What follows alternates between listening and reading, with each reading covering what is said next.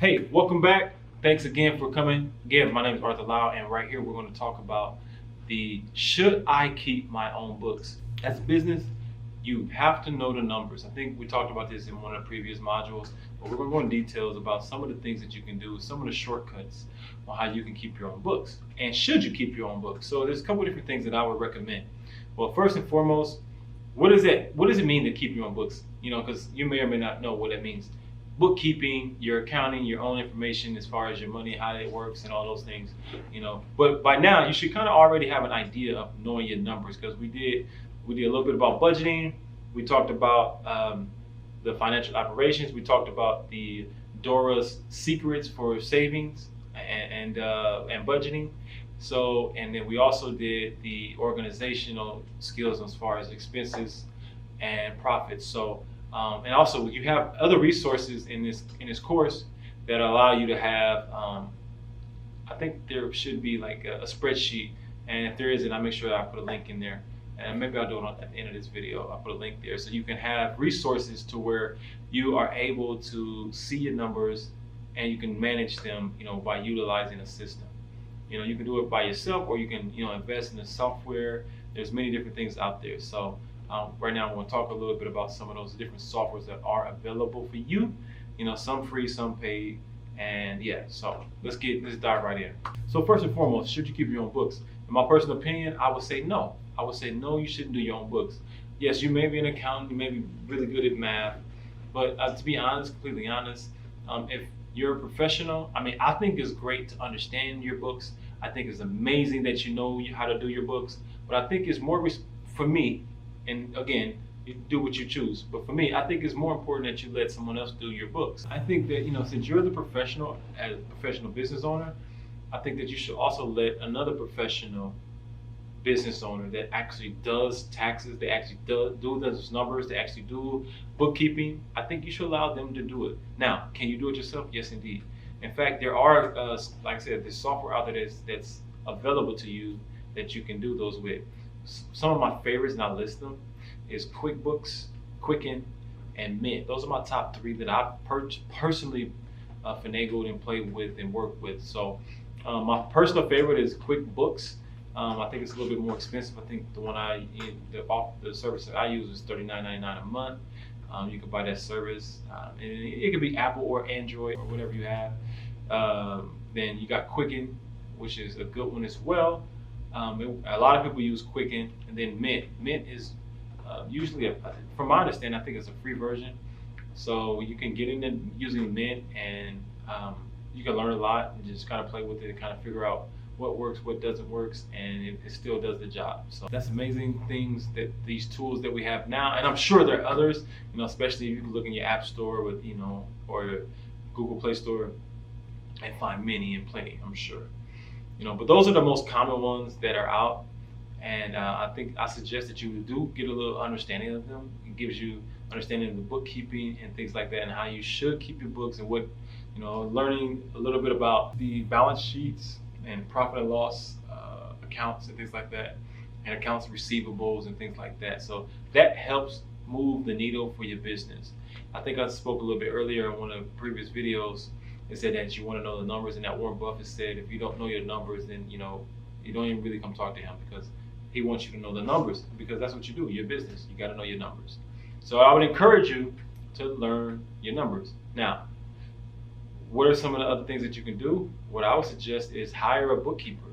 Hire somebody that that you can do, and you can find somebody that's not so expensive. One of the great suggestions that I always say to people is find a friend.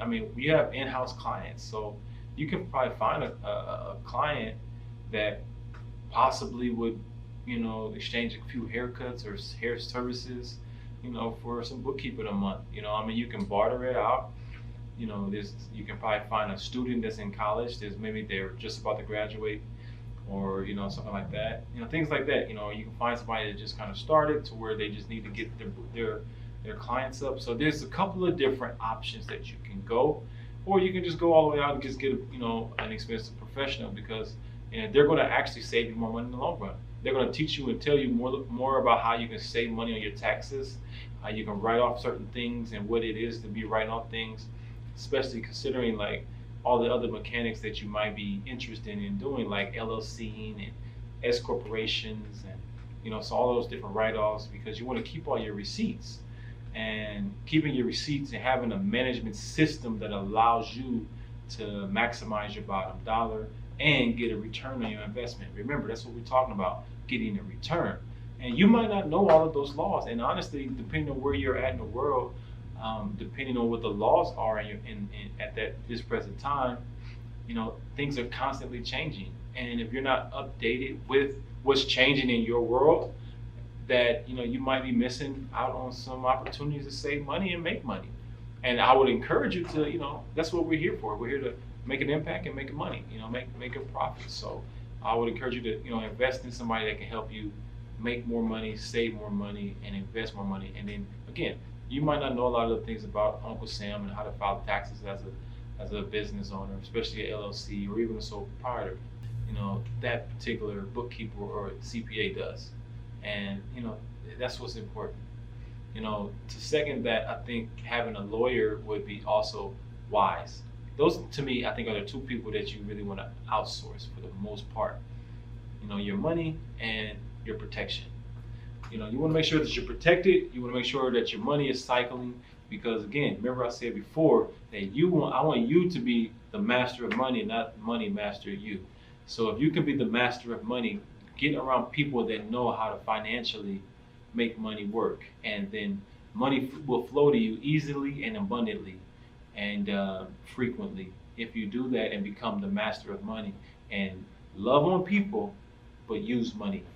Okay, don't you love money and use people. I think that's the difference. So if you got any other questions, I think I pretty much wrapped it up as far as should I do my own books and what that consists of. Now, if you want a little bit more in detail, I think I will put some additional resources on how you can, follow through with that.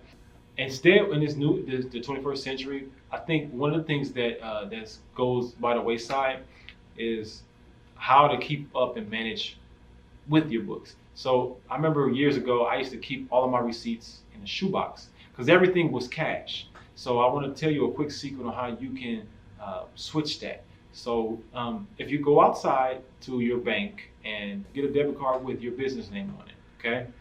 And that can be John's Barber's Parlor, So John's Barber Parlor has a bank account with that name on it, and only spend business things on that card. Not your personal things, only spend business things. But here's the thing, 90% of the things that you're spending is for your business. So that's the catch-22. You are the business. So, there are some things that you can't, write off depending on how you're set up, whether you're LLC, S Corp, or sole proprietor. That plays a part. But so that's why I say I think you should look into like where do you set up, how are you set up, what type of protection that you have. But it is still important, no matter which one of those that you fall under, to have a business account that allows you to have, a credit card or a debit card or of some sort that you can utilize. But here's the thing, everything that you spend on it, you can print out at the end of each month, you can print off all your transactions. And by you print off all your transactions, you have an ongoing count of your receipts. You don't have to keep receipts in your shoebox no more. Those days are done. You have an ongoing account in your receipts. And then if you are using QuickBooks or Quicken, you can easily have it filed in your QuickBooks because you have your card linked to your QuickBooks account or your Quicken account, and that's what you could send to your CPA to help them to keep your costs down.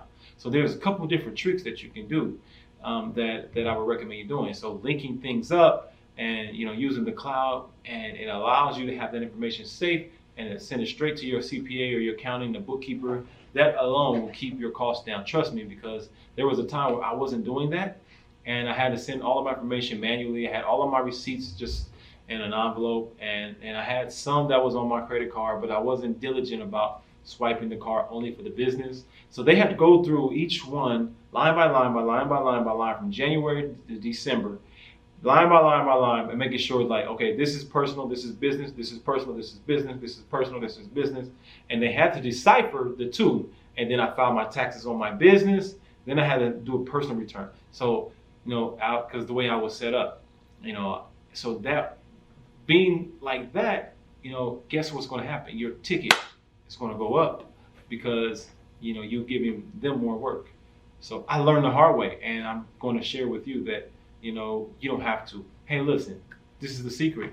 Everybody is self-made, but only the successful people will admit it. So what are you admitting to, baby? Let's get to the top, okay? If you got any more questions, make sure you answer these questions. Unlock this video. We're going to the next one. The questions will be below. And if you got any more questions, make sure you join our Facebook group or connect with me on social media. And I'll see you at the top. Peace and love.